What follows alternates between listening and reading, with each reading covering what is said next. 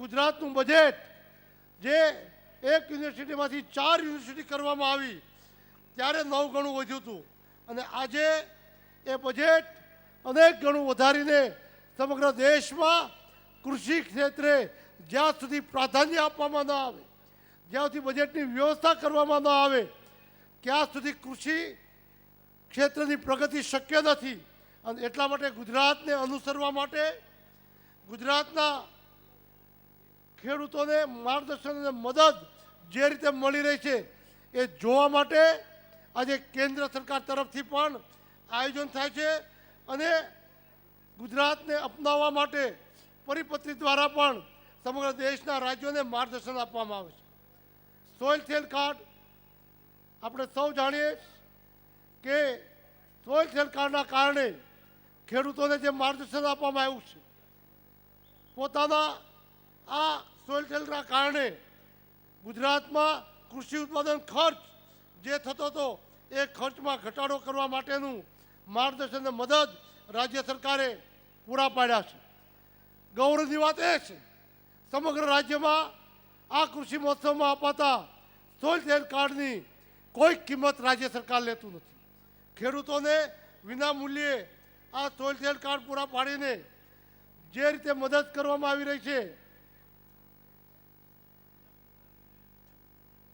એ પરિસ્થિતિમાં ગુજરાત જે તરક્કી કરી રહ્યું છે, એક નવી દિશાઓ અને નવી ઊંચાઈ પ્રાપ્ત કરી છે. ગુજરાતમાં મૌલિક વિચારના આધારે ક્રાંતિ કેવી રીતે લાવી શકાય એનો નમૂનો આજે ગુજરાતે કૃષિ ક્ષેત્રે પૂરો પાડ્યો છે.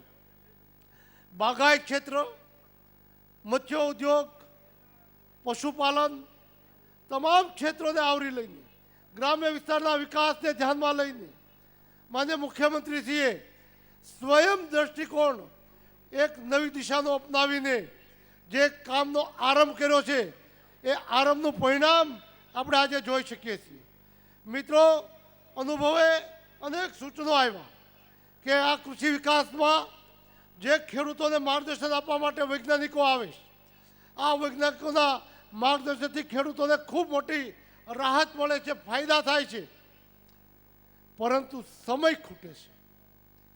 અમારે વૈજ્ઞાનિકોને પૂરતો સમય સાંભળવા છે. વૈજ્ઞાનિકો તજજ્ઞો દ્વારા અપાતું માર્ગદર્શન અમારે ઉપયોગી છે, આમાં કોઈ વધારે સમય મળે એ જોવું જોઈએ.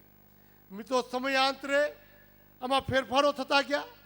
શરૂઆતના વર્ષમાં આખા ગુજરાતમાં કૃષિ ક્ષેત્રે એકમાત્ર થીમ ચાલતી હતી. અનુભવે જિલ્લા ક્ષેત્રની થીમ બની,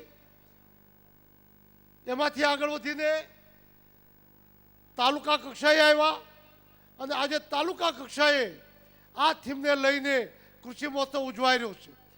જે તાલુકામાં જે પાક થતો હોય એ પાકને મહત્ત્વ મળે, એ પાકના સંશોધનો થાય, એ પાકને યોગ્ય કાળજી રખાય, એની ચિંતા યુનિવર્સિટીના માધ્યમથી કરીને ખેડૂતોને મદદ કરવા માટે રાજ્ય સરકારે વ્યવસ્થા બદલતી રહી છે. જડતાથી એક વખત કરેલો નિર્ણય અમલીકરણ થાય એમ નહીં, ખેડૂતો હારે ચર્ચા કરીને, ખેડૂતોને જરૂરિયાત હોય એ પ્રમાણેનું માર્ગદર્શન આપીને કૃષિ ક્ષેત્રે કેવી રીતે આગળ વધી શકાય એ વૈજ્ઞાનિકો દ્વારા તો માહિતી લઈએ, પરંતુ ખેડૂતોની પાસેથી જાણીને વાત કરી.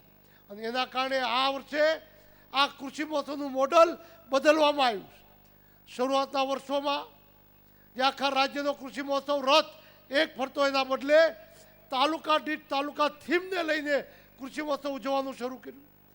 કૃષિ મહોત્સવમાં એક ગામ જવાના બદલે હવે તાલુકા પંચાયતની સીટ ઉપર જઈને એ તાલુકા પંચાયત સીટના ખેડૂતો, પશુપાલકો એ ગામમાં આવે અને સવારથી સાંજ સુધી આ પશુપાલકોને સવારમાં પશુઓને સારવાર અપાય, એમના ઓપરેશન થાય, દવા અપાય, બપોર સુધી એક કાર્યક્રમ ચાલે અને બપોર પછી કૃષિ ક્ષેત્રના તજજ્ઞો,